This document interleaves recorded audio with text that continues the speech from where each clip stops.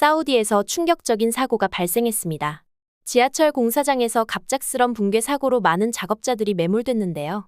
놀랍게도 유럽 회사가 철수를 결정한 상황에서 한국 기술자들은 포기할 수 없다며 위험한 현장에 뛰어들었습니다. 구조를 포기한 유럽 엔지니어들과 달리 한국팀은 첨단 장비로 무장하고 불가능해 보이는 구조를 시도했는데 결과는 충격적이었습니다. 과연 한국팀은 어떤 기술로 사망 선고를 받은 작업자들을 구해냈을까요? 그리고 현장에서 동생을 기다리던 의사의 눈을 통해 목격한 충격적인 진실이 있었습니다. 제 이름은 타지르 보산 의사입니다. 그날 저녁을 생생하게 기억해요. 제 의학적 확신의 경계가 무너지기 시작한 그때를요. 리야드 국립병원 응급의학과 과장으로서 저는 항상 입증된 것, 검증된 것, 확실한 것만 믿었습니다.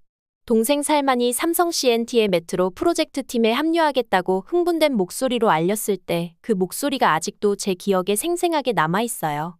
형, 리야드 메트로 건설의 인력을 모집하고 있대요. 지원하고 싶어요. 살만의 눈은 제가 공감할 수 없는 열정으로 반짝였죠. 우리 소박한 식탁에서 마주 앉아 저는 뱃속에서 덩어리가 형성되는 것을 느꼈습니다.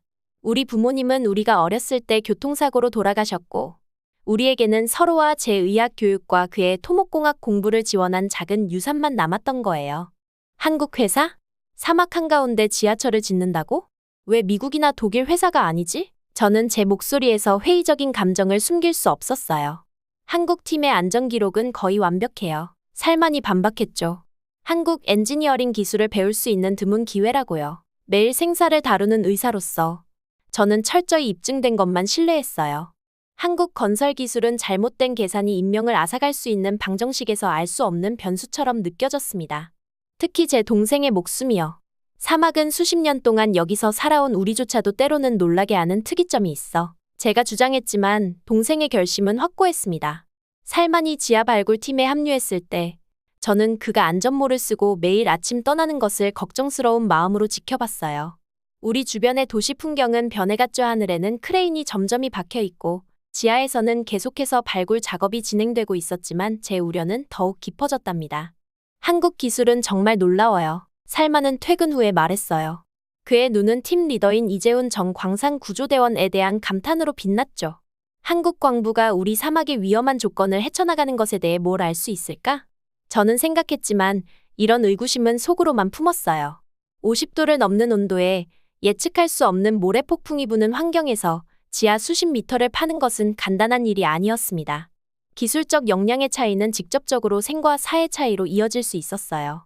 병원 창문에서 건설 현장의 불빛을 볼 때마다 저는 전문가로서의 회의감과 형제로서의 걱정 사이에서 갈등하며 살만의 안전을 위해 기도하곤 했습니다. 어느 평화로운 날 그 모든 것이 예고 없이 산산조각 났어요. 병원에서 일하던 중 제 심장을 멈추게 한 긴급 호출을 받았습니다. 중앙선 연결 구간에서 지하수 누출과 부분적인 붕괴가 발생했다는 거였죠. 살만이 그곳 근처에서 일하고 있다는 걸 알고 있었습니다. 한국 기술이 그렇게 대단하다면 어떻게 이런 큰 안전사고가 일어날 수 있지? 현장으로 파견된 응급의료팀에 합류하면서 쓰라린 마음으로 생각했어요. 현장으로 가는 길은 고통스러웠습니다. 계속해서 살만의 전화에 연락했지만 응답이 없었어요. 불안감이 마치 올가미처럼 저를 감쌌죠. 도착하니 현장은 제가 상상했던 것보다 더 최악이었어야 하지만 제가 예상했던 곳이 아니었습니다. 붕괴는 한국 팀의 구역이 아닌 인접한 유럽 회사의 건설 구역에서 발생했더군요. 구조대원들이 부상자들을 끌어내는 동안 먼지와 연기가 공기를 가득 채웠습니다. 잠시 느꼈던 안도감은 살만이 그날 아침 유럽 구역으로 파견된 협력팀의 일원이었다는 사실을 알게 되면서 새로운 공포로 바뀌었어요. 유럽 회사가 기술적 어려움으로 한국 엔지니어들에게 도움을 요청했던 거였습니다. 여러 명의 사망자가 확인되었고 더 많은 작업자들이 지하 깊숙이 갇혀 있습니다. 현장 관계자가 말했어요. 다리에 힘이 빠졌습니다.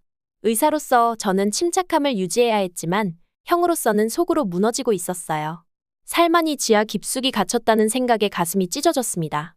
유럽 건설 회사의 발표에 더 큰 절망이 찾아왔어요. 그들은 안전 우려를 이유로 추가 지하 진입을 중단한다고 했습니다. 2차 붕괴 위험을 언급하며요. 지하 열 누출로 인해 온도가 매우 높고 산소 공급이 불충분하며 지방 구조가 계속 약화되고 있습니다. 그들의 엔지니어가 냉정하게 설명했어요. 현장 관리자와 싸우면서 생존자가 아직 그곳에 있을 수 있다고 제 동생이 거기 있다고 소리쳤지만 소용없었습니다. 그들은 추가 사상자를 막겠다는 결정에서 물러서지 않았어요. 기술이 생명을 보호할 수 없다면 삶은 의미가 없다. 는 말을 나중에 한국 팀에게서 듣게 되었는데 그 순간 저는 그 진실의 무게를 온전히 느꼈습니다. 희망이 사라지고 제 세상이 무너져 내리는 그때 이재훈과 그의 한국 구조팀이 현장에 도착했어요. 그들의 접근 방식은 주변의 혼란스러운 분위기와 확연히 달랐습니다.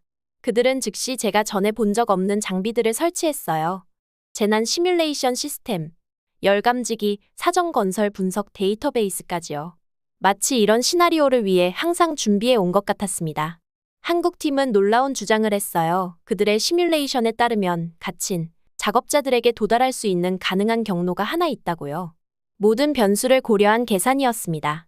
유럽 현장 관리자는 그들의 구역이 아니라며 그 제안을 냉담하게 거부했고 사우디 정부 관계자들은 엄청난 위험에 대한 우려로 망설였죠. 그러나 한국팀은 흔들리지 않았어요. 오히려 더 결단력이 강해졌습니다. 정부 승인을 기다리지 않고 그들은 자신들의 판단에 따라 구조 작전을 준비하기 시작했습니다. 장비 점검, 팀원 역할 배정, 진입 계획 수립까지요. 저는 혼합된 감정으로 그들을 지켜봤어요. 의심과 희망이 얽혀 있었죠. 그들이 정말로 살만을 구할 수 있을까요? 한국 기술이 정말 신뢰할 만한 걸까요? 수많은 질문이 제 마음속에서 맴돌았습니다.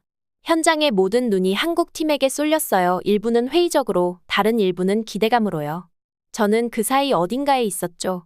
전문가로서의 냉정함과 필사적인 형제의 희망 사이를 오가며 위험한 현장으로 들어가기 전 이재훈이 저에게 다가왔습니다. 간단한 말로 그는 제 동생을 찾아주겠다고 약속했어요. 그의 눈에 담긴 진정성이 순간이라도 그를 믿게 만들었습니다. 구조팀이 위험한 환경 속으로 사라지는 것을 지켜보며 저는 몇 년 만에 처음으로 기도했어요. 과학과 의학을 믿는 사람으로서 저는 거의 기도하지 않지만 그 순간에는 모든 가능한 힘을 불러오고 싶었습니다. 살만과 그를 구하러 간 사람들을 위해서요. 한국팀이 생존자들을 찾아냈어요. 놀랍게도 한국팀이 이전에 설치한 안전장벽이 특정 공간을 보존하여 안에 갇힌 작업자들을 보호했답니다. 마지막 생존자가 끌려 나왔을 때 저는 즉시 알아봤습니다. 살만이었어요. 하지만 그는 의식이 없었고 창백했으며 이미 차가웠습니다. 구조대원이 살만이 동료를 보호하기 위해 자신을 희생했다고 설명했어요. 맥박을 확인했지만 없었습니다. 심장이 멈췄어요. 제가 공포로 얼어붙는 동안 한국 의료팀은 즉시 완벽한 리듬과 흔들림 없는 집중력으로 심폐소생술을 시작했습니다. 그들의 응급처치는 저희 의학적 눈으로 봐도 교과서처럼 완벽했어요. 한국 의료팀 리더가 휴대용 제세동기를 준비했습니다. 3번의 충격 후 기적이 일어났어요. 모니터에 희미하지만 분명한 심장박동이 나타났습니다. 살만의 심장이 다시 뛰고 있었어요. 눈물이 제 얼굴을 타고 흘렀습니다. 의사로서 저는 수많은 생명이 위협받는 상황을 목격했지만 어느 것도 이렇게 깊이 공감되지는 않았어요. 이것은 제 동생의 생명이었으니까요. 제 심장의 일부였습니다. 이분들이 아니었다면 우리 모두 죽었을 겁니다. 다른 생존자가 떨리는 목소리로 말했어요. 나중에 이재훈은 살만이 안전모를 벗어 다른 작업자에게 씌워줬다고 말해줬습니다. 한국팀이 설치한 안전장벽에 대해 알게 됐어요. 그것은 비상시 생존 공간을 만들어내는 특별한 시스템으로 그들이 최악의 시나리오를 항상 준비해왔다는 것을 깨달았죠. 기술은 궁극적으로 사람을 위한 것입니다. 이재훈이 나중에 설명했어요. 아무리 좋은 기술이라도 생명을 보호할 수 없다면 무의미합니다. 같은 원칙을 따르는 의사로서 그 말은 제게 깊은 울림을 주었답니다. 구급차로 옮기는 동안 저는 동생의 손을 꼭 잡았습니다. 그의 차가운 손가락이 제 손 안에서 미세하게 움직였어요. 그 순간 희망이 제 가슴을 가득 채웠죠. 살아남을 거야, 살만. 제가 속삭였습니다. 이제 내가 너를 도울 차례야. 병원으로 가는 길은 마치 영원처럼 느껴졌어요. 의사로서 저는 끊임없이 그의 생체 징후를 확인했고 형으로서는 기도를 멈추지 않았습니다. 이런 혼란스러운 감정들을 경험해 본 적이 없었어요. 전문적인 냉정함과 개인적인 두려움 사이에서 갈등하는 것이. 응급실에 도착했을 때 동료들이 즉시 살만을 중환자실로 옮겼습니다. 그들은 저에게 기다려달라고 했어요. 의사로서 저는 그들의 판단을 존중했지만 형으로서는 견디기 힘들었죠. 당신이 지금 필요한 건 기다림과 믿음이에요. 간호사가 따뜻하게 말했습니다. 당신 동생은 강한 사람이에요. 대기실에서 기다리는 동안 이재훈 씨가 제게 다가왔어요. 그는 구조 현장에서 돌아오는 길이었고 그의 얼굴은 먼지와 땀으로 뒤덮여 있었습니다. 살만 씨는 영웅이었어요. 그가 말했어요. 그는 무너지는 천장을 발견하고 동료를 밀쳐냈답니다. 그가 없었다면 더 많은 사람들이 다쳤을 거예요. 이재훈 씨는 살만이 자신의 안전모를 벗어 다른 작업자에게 씌웠다고 말해주었어요. 그리고 한국팀이 설치한 안전장벽에 대해서도 알게 되었습니다. 비상시 생존 공간을 만들어내는 특별한 시스템이었죠. 그들은 계속해서 최악의 상황에 대비하고 있었던 거였어요. 우리는 이런 상황에 대비해 훈련했어요. 이재훈 씨가 설명했습니다. 모든 작업 구역에 이중 안전 시스템을 설치했죠. 주요 구조물이 무너져도 생존 공간이 남아있도록요. 그의 말을 들으며 한국 기술에 대한 저희 의심이 무색해졌어요. 그들은 단순히 지하철을 건설하는 것이 아니라 모든 가능한 위험에 대비한 생명 보호 시스템을 구축하고 있었던 겁니다. 기술은 궁극적으로 사람을 위한 것입니다. 이재훈 씨가 나중에 설명했어요. 아무리 좋은 기술이라도 생명을 보호할 수 없다면 의미가 없습니다. 같은 원칙을 따르는 의사로서 그 말은 제게 깊은 울림을 주었습니다. 밤이 깊어갈수록 저는 계속해서 살만의 병실 밖에서 기다렸어요. 의료진이 오가며 그의 상태를 업데이트해 주었죠. 그는 안정적이지만 여전히 위험한 상태였습니다. 새벽이 밝아올 무렵 저는 이재훈 씨가 병원 카페테리아에서 커피를 마시며 앉아 있는 것을 발견했어요. 그는 밤새 떠나지 않았던 거였습니다. 왜 아직 여기 계신 거죠? 제가 물었습니다. 우리는 팀으로 일합니다. 그가 간단히 대답했어요. 살만 씨가 우리 팀의 일원이니까요. 한 사람도 뒤에 남겨두지 않는 것이 우리의 원칙입니다. 그 순간 저는 한국의 기술력 이상의 것을 보았어요. 저는 헌신과 책임감 그리고 인간적인 연결을 보았습니다. 이것은 단순한 건설 프로젝트가 아니었어요. 이것은 사람들의 생명과 가치에 대한 헌신이었습니다. 다음 날 살만은 의식을 되찾았어요. 그의 첫 마디는 약하지만 분명했습니다. 다른 사람들은 괜찮아? 전형적인 살만이었죠. 항상 자신보다 다른 사람들을 먼저 생각하는. 모두 안전해. 제가 대답했어요. 내 덕분에. 그는 약하게 미소 지었습니다. 그리고 다시 잠들었죠. 하지만 이번에는 평화롭게 회복을 향해. 그날 오후 병원 이사회가 저를 불렀어요. 그들은 재난 대응에 대한 한국식 접근 방식에 관심이 있었습니다. 특히 한국 의료팀이 보여준 효율성과 침착함에 감명받았죠. 우리는 리아드 국립병원의 응급 프로토콜을 재평가하고 싶습니다. 이사장이 말했어요. 당신이 한국 팀과 협력하여 우리의 시스템을 개선할 수 있을까요? 평소에 저였다면 주저했을 거예요. 외국의 방식을 우리 병원에 도입한다는 생각에 의구심을 가졌을 테니까요. 하지만 이제는 달랐습니다. 전적으로 동의합니다. 제가 확신을 가지고 대답했습니다. 그들에게서 배울 것이 많아요. 살만이 중환자실에서 일반 병실로 옮겨진 후 저는 그에게 앞으로의 계획에 대해 물었어요. 건설 일을 계속할 거야? 제가 조심스럽게 물었습니다. 그는 잠시 생각하더니 대답했어요. 네, 하지만 다른 방식으로요. 저는 안전 시스템 설계에 참여하고 싶어요. 다른 사람들의 생명을 보호하는데 제 지식을 활용하고 싶습니다. 그의 트라우마가 사명감으로 변한 거였죠. 마치 제 의심이 존경으로 바뀐 것처럼. 비극적인 사고는 우리 모두를 변화시켰습니다. 그것은 제게 의학의 경계를 넘어 생각하도록 가르쳤고 다른 문화와 접근 방식에 마음을 열도록 했어요. 무엇보다도 그것은 제게 기술의 진정한 목적을 상기시켰습니다. 효율성이나 속도가 아니라 인간의 생명을 보호하는 것. 살만이 회복되는 동안 저는 한국 의료팀과 긴밀히 협력했어요.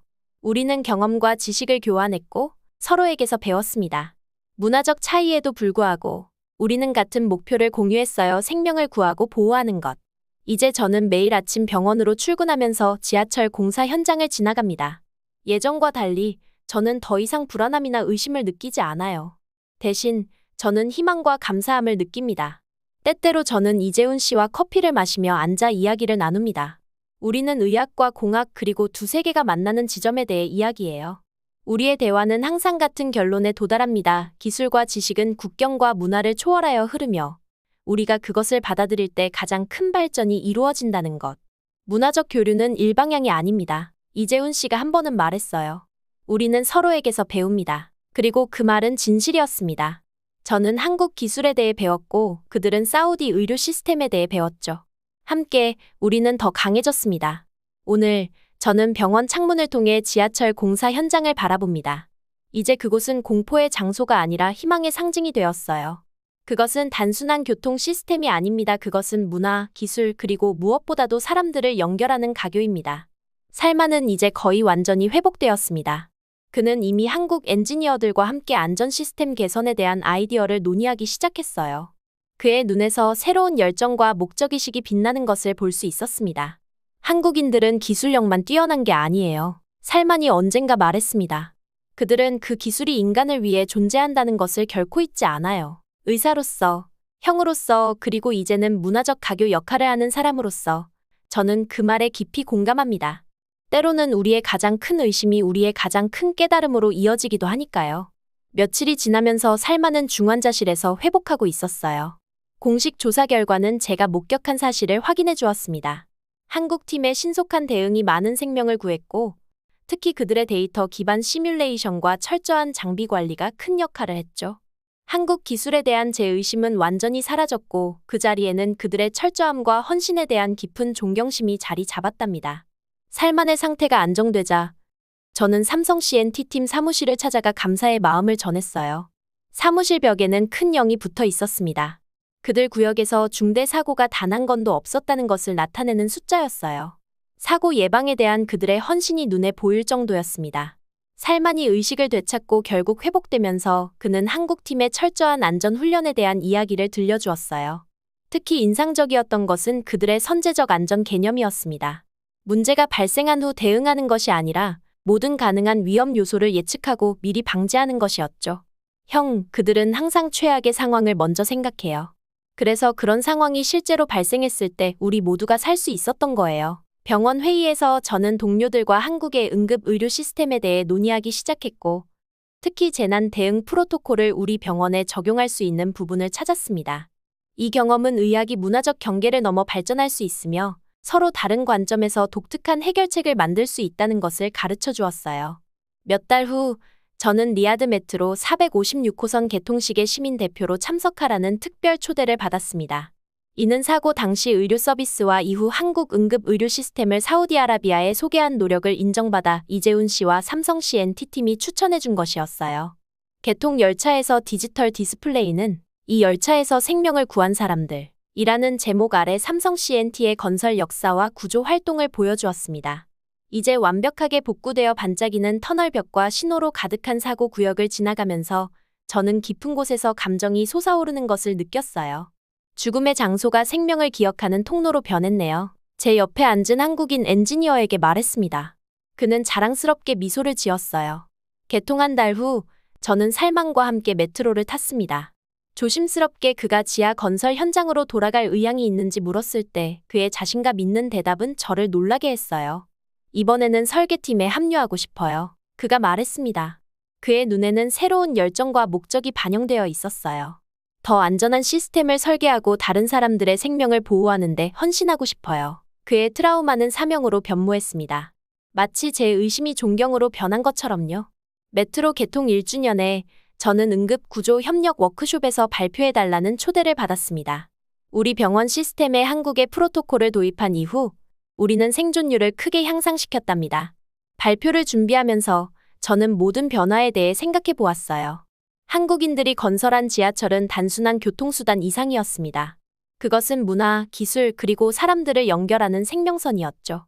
오늘날 수천 명의 리야드 시민들이 매일 이용하는 메트로는 공학적 성취뿐만 아니라 기술의 가장 높은 목적이 인간의 생명을 보호하는 것이라는 원칙의 기념비로 서 있습니다. 그리고 타지르 보산 박사인 저에게 그것은 의심에서 믿음으로, 회의주의에서 감탄으로의 깊은 개인적, 전문적 변화를 나타냅니다. 한국 기술을 지지하신다면 좋아요를 눌러주세요. 처음에는 무시했던 그 말이 이제는 반짝이는 리야드 메트로 역에 들어설 때마다 제게 울려 퍼집니다. 그것은 제 동생의 생명을 구하고 제 인생을 영원히 바꿔놓은 인간의 창의성과 문화 간 협력의 증거입니다.